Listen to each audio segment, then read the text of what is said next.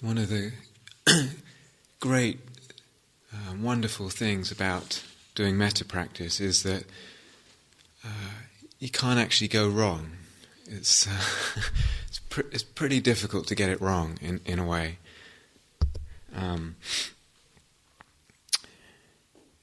There are a range of emphases, and we've been talking about this over the days. In other words, the practice can move or have most of its unfolding for now, perhaps, along a certain stream within that range of emphases. But they're all beautiful, and they're all wonderful, and they're all helpful and healing. So in that sense, it's pretty close to impossible to be getting it wrong. And I think it's really important just to know that and to have that faith, to have that. We are, as we keep harping on about, within that range, gently trying to perhaps prioritize, if possible, the sense of the body and the emerging, the nurturing of a sense of well-being in the body, a sense of even pleasure in the body, comfort, lightness, openness, warmth, etc., that kind of at times reflects the metta, expresses the metta. And like we've been saying, sometimes it's almost like it's not that we demand that or put pressure, but sometimes it's like, if I just feel it, it's like that's there, and one can acknowledge that and almost coax it out, nurture it out.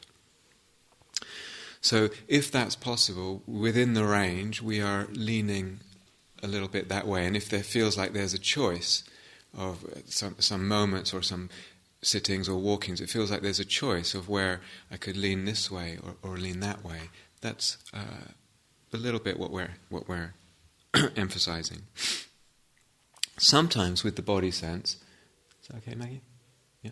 Sometimes with the body sense, it's actually possible to establish the well-being first. In other words, we've touched on this, like just sitting and sensitive to the whole body and the sort of spread of awareness, the space of awareness, and just feeling into the texture, and actually it has a pleasant tone to it, or a certain comfort, lightness, etc., and using that as the platform, interpreting that as metta and kind of going from there.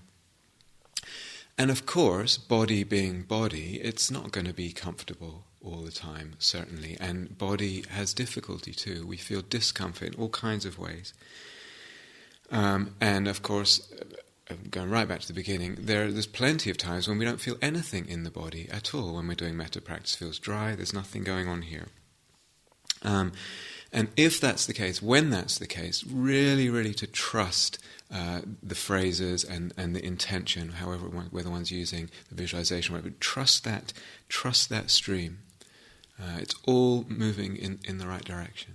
So whether the practice is unfolding in the sense of it is harmonizing and the body feels good, that's great. Whether there's really some difficulty in the emotions or the body, or both, or something else, and one's just sticking to the metta, that's also really, really powerful. That's doing all kinds of work at deep levels of the being. That's really, really beneficial. And at times it feels like, there's something I need to turn to and maybe let the metta go and open to it and accept it. And perhaps this part of the being that I don't like seeing it, I don't like feeling it there, I don't like acknowledging that it exists in me.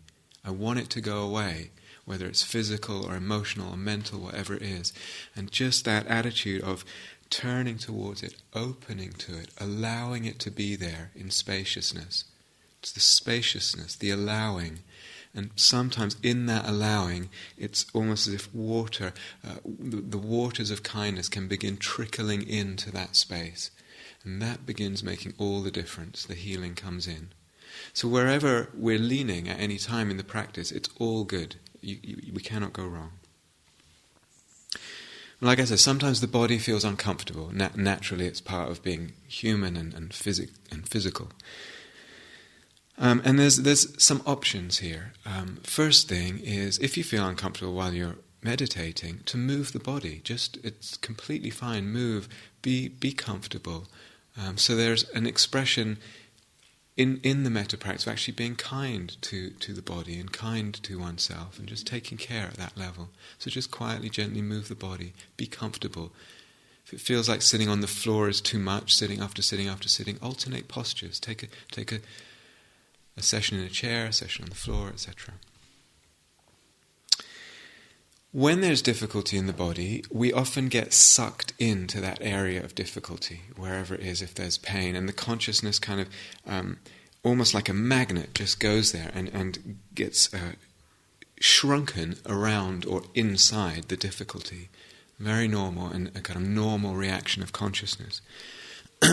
There's an opportunity in this kind of practice to re-establish that whole body awareness and the whole light, delicate sensitivity and the spaciousness of awareness, and just, in a way, resist getting sucked in to the difficult, whether that's, wherever that is in the body. And staying more, perhaps, where it really feels okay, where it feels comfortable in the body. Sitting there, making that the kind of seat, the center of one's awareness.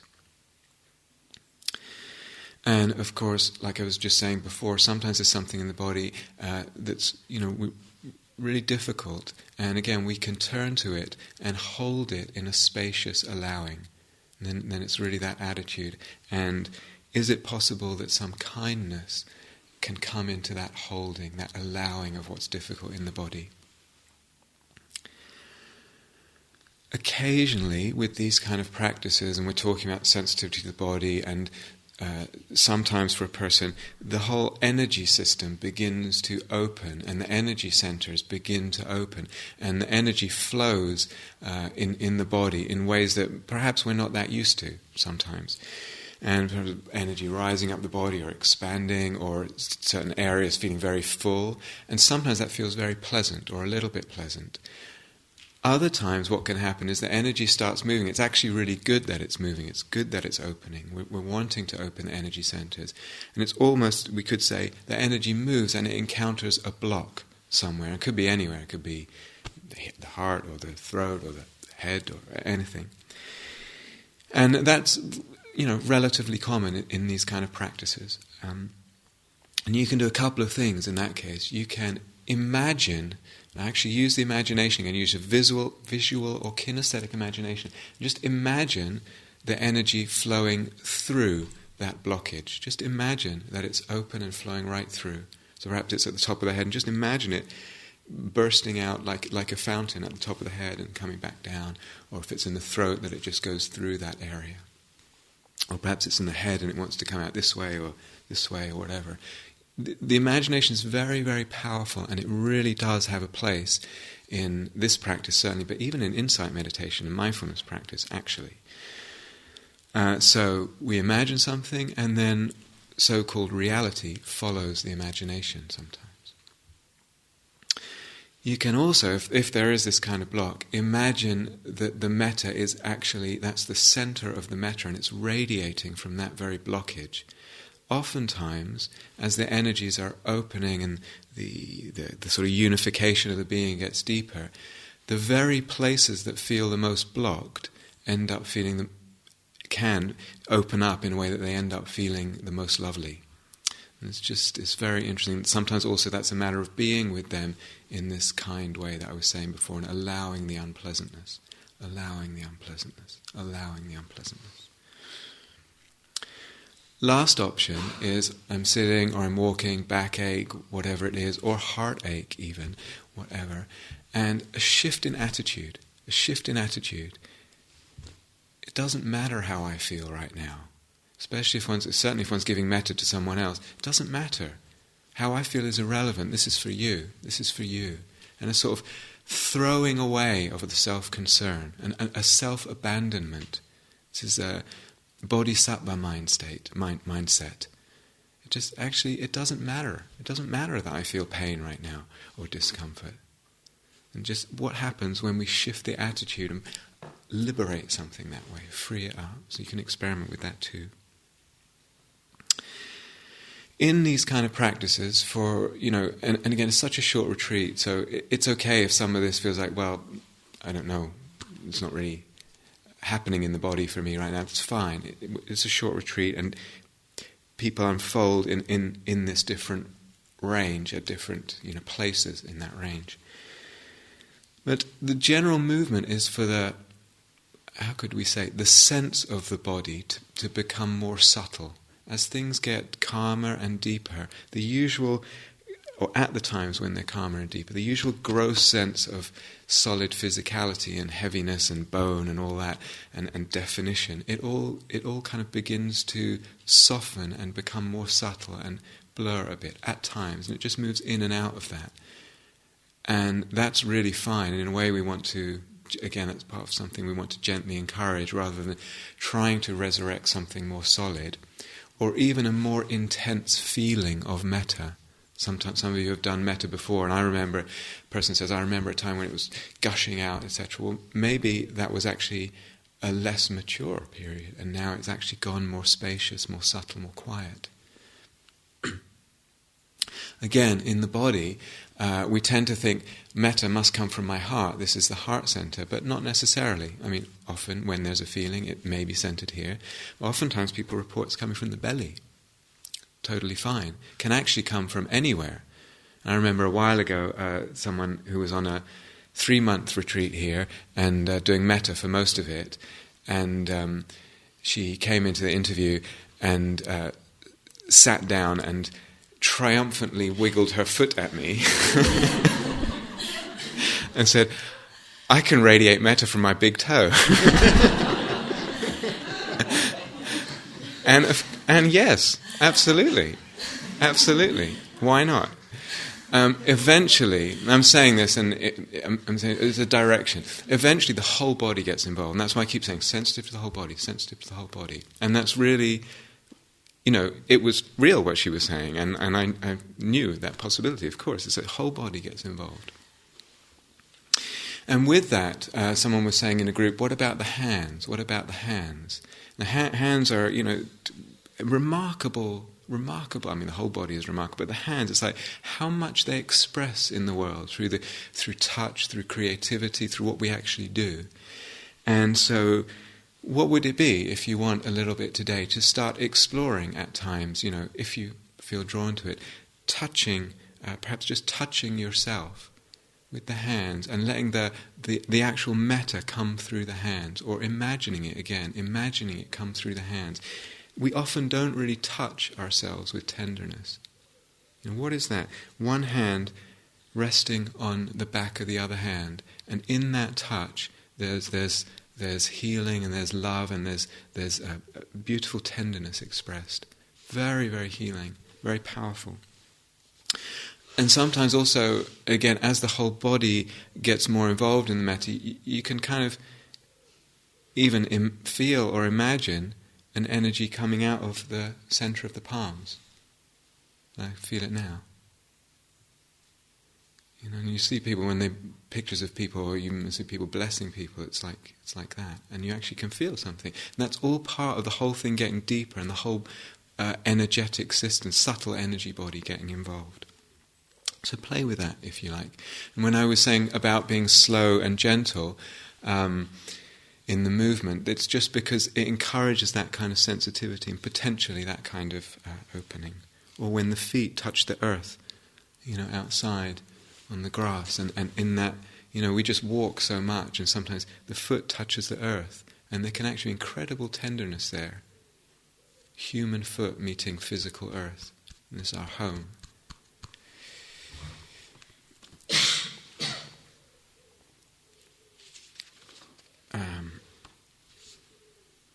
So today we're going to expand to all beings. All beings. I'm afraid I'm going to talk a little bit longer, but all beings include this boundlessness. I want to read you the Buddha's words on loving kindness, beautiful words. This is what should be done by one who is skilled in goodness and who knows the path of peace. Let them be able and upright, straightforward and gentle in speech, humble and not conceited, contented and easily satisfied, unburdened with duties and frugal in their ways, peaceful and calm, and wise and skillful. Not proud and demanding in nature. Let them not do the slightest thing that the wise would later reprove, wishing, in gladness and in safety, may all beings be at ease. Whatever living beings there may be, whether they are weak or strong, omitting none, the great or the mighty, medium, short or small, the seen and the unseen, those living near and far away, those born and to be born, may all beings be at ease. Let none deceive another or despise any being in any state. Let none through anger or ill will wish harm upon another. Even as a mother protects with her life her child, her only child, so with a boundless heart should one cherish all living beings, radiating kindness over the entire world, spreading upwards to the skies and downwards to the depths, outwards and unbounded, freed from hatred and ill will, whether standing or walking, seated or lying down, free from drowsiness, one should sustain this recollection. This is said to be the sublime abiding. It's very, very beautiful words. And so we're moving in today to include all beings, or opening up to include all beings. Now there's different ways of doing this meditatively or in practice, as always, as options. If you actually go through the sutta quite carefully, and some people have done this in the tradition, is select out certain words and make a meditation practice out of that. So one possibility is dividing up categories of beings, and you could do sort of all four-legged animals, or all insects, or all humans, or all males, all females, or you can do it like that, and actually go through and kind of think about groups of beings, and that's really a lovely way of doing it. You can also, and again it's in the sutta, you can also think about direction. So it's like, okay, I'm sitting here, I'm walking, and all beings ahead of me in that direction, all beings behind me, all beings above, all beings below. There's said to be 10 directions, the 4 cardinal points, the sort of northwest, etc., and up and down. Does that make 10? Yeah.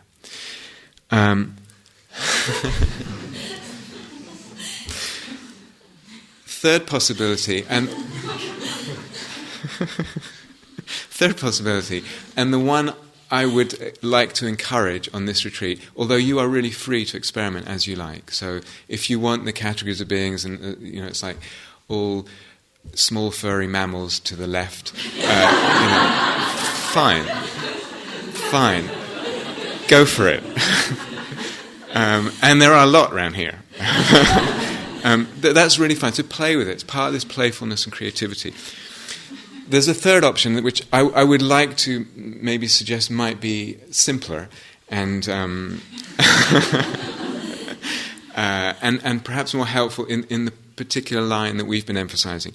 And that is just, here I am sitting here, and I feel this sensitivity to the whole body, and as if the energy field of Metta, or the sphere of Metta, just radiates outwards, like a huge sphere in all directions. So it's simple field of Metta, just growing and growing and growing, and eventually becoming infinite, boundless. The reason I'm suggesting that might be the best one is because partly it is simpler, and the simplicity allows more concentration with it, but also partly because we've been emphasizing the sensitivity to the whole body. And we've got the whole body already. We've got a little sphere here, a little bubble balloon of awareness, and maybe some metta at times, and then that can just expand out. So it's very in line with that. But we don't mind. I dropped this at some point, but I can't remember. Sometimes, some people, actually, all these phrases in this business are actually quite difficult to get some metta going. What actually helps is just being much more spacious right from the beginning, And in that spaciousness of awareness, metta starts to fill it gently and naturally. So at times it might be for some that actually just being very spacious, finding ways to open to a sense of space, allows metta in. And I may touch on that again later today. But something quite beautiful and remarkable can begin to happen as the consciousness does open out in any way, opens out into the space. We can begin to perceive, to see, to sense that the space itself, the space of the universe even, is actually imbued with love, with compassion, with loving kindness. It's almost like love is in the air. It's almost like it's woven into the fabric of the cosmos. And it's not a personal love at that point. It's not me giving love to you. It's become, in a way, impersonal, huge, boundless and infinite, and not belonging to anyone, touching everything, embracing everything. Love then is much more than I might have thought it was, this word love that we use so commonly. Something much greater. So wonderful if that happens, or if there's even just a whisper of an intimation of that. Wonderful, something really to be encouraged. And all the expressions of love are wonderful, good. It's not that we want to stay at that end of things, in the mystical, huge expanse all the time. There's also just me and you trying to solve our difficulty that we have as sort of humble human beings. So all of that, we're interested in all of it as human beings. But what happens with that, and I will go into this later today, what happens with that, or what happens more as the love comes in, is there's changes in our perception. And so, I'm sitting in a room and there's space, yeah, sure, there's walls and a ceiling and air, of course, and I know that. But something begins happening in the way I perceive the world. Something begins, the more metta there is, the more it begins, the heart changes. When the heart changes, the eyes change, the senses change. The world, we'll go into this more tonight, I should shut up in a minute. We perceive differently. And sometimes a person says, and someone wrote a note this morning, I'm perceiving everything as an act of kindness. It's like kindness is everywhere. It's a shift in perception. And so, who knows what the weather will bring today? But interesting, isn't it? When there's enough love in the heart, when there's enough metta, rain doesn't matter. No problem with rain. Rain is a problem when there's aversion. Rain itself is not a problem. Cold rain in August, which we're getting very used to now, is also not a problem. It's good insight for English. It's the aversion that makes it a problem. When there's enough metta, there's no aversion, it's the opposite, and we colour things. We see things differently. Okay, enough talking. Let's practice together.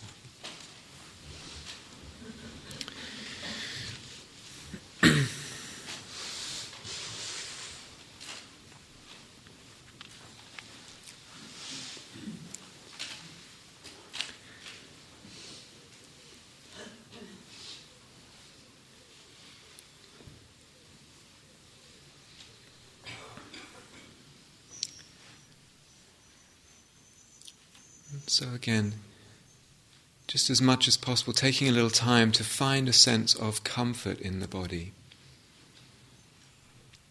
a sense of ease, and an openness, just as much as possible that the body is expressing this openness, this softness, just as much as is possible right now.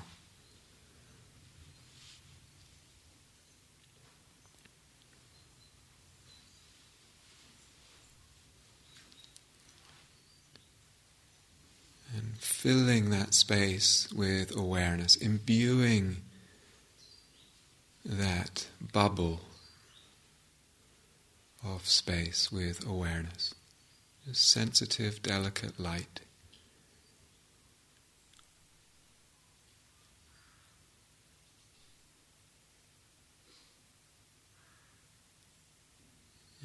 whenever you're ready, beginning to offer the intention, the energy of kindness, of care, wherever it's easiest right now.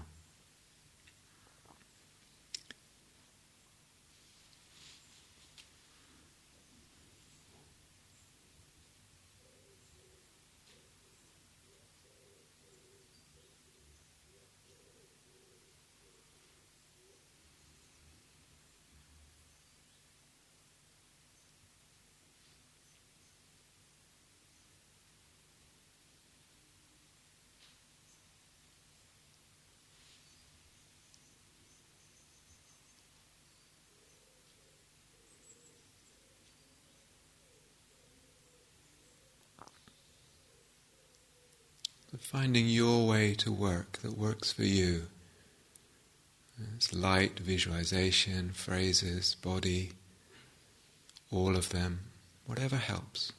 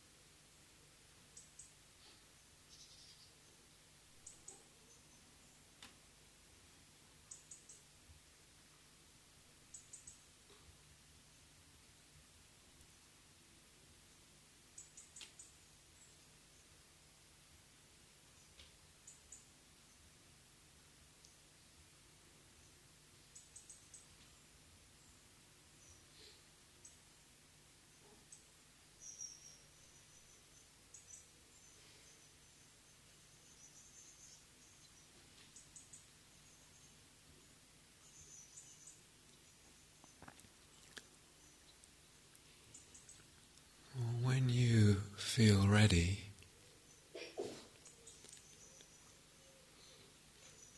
allowing the kindness, the sphere of kindness, to gently open out, to unfurl itself, to radiate out, touching all beings in all directions.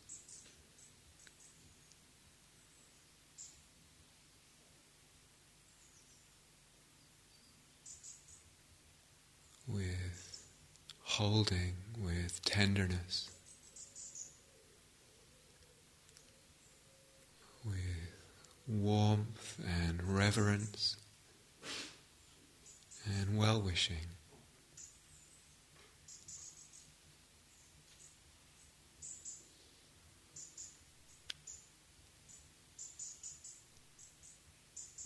Human and non-human.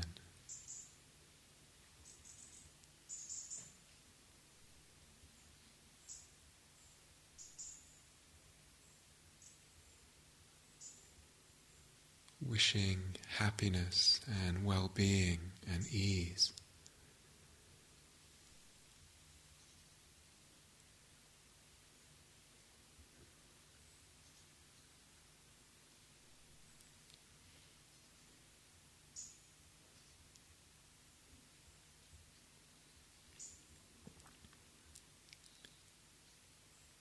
So letting it be spacious and bright.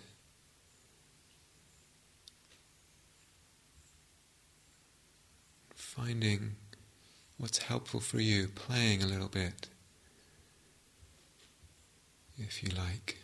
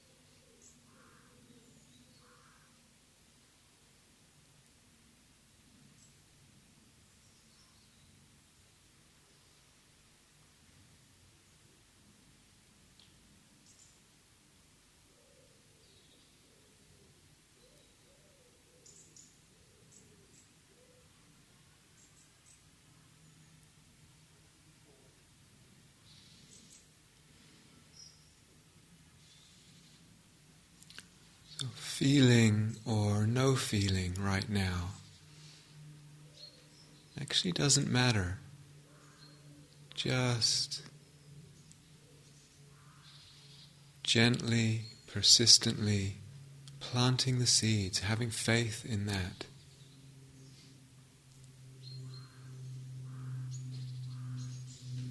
That stream of intention.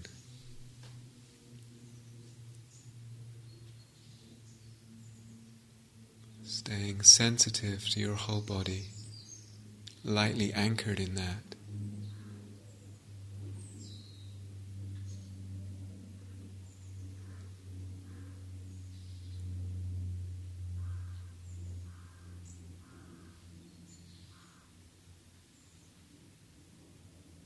And offering,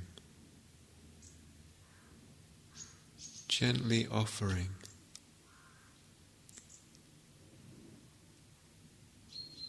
Blessing the life of all beings.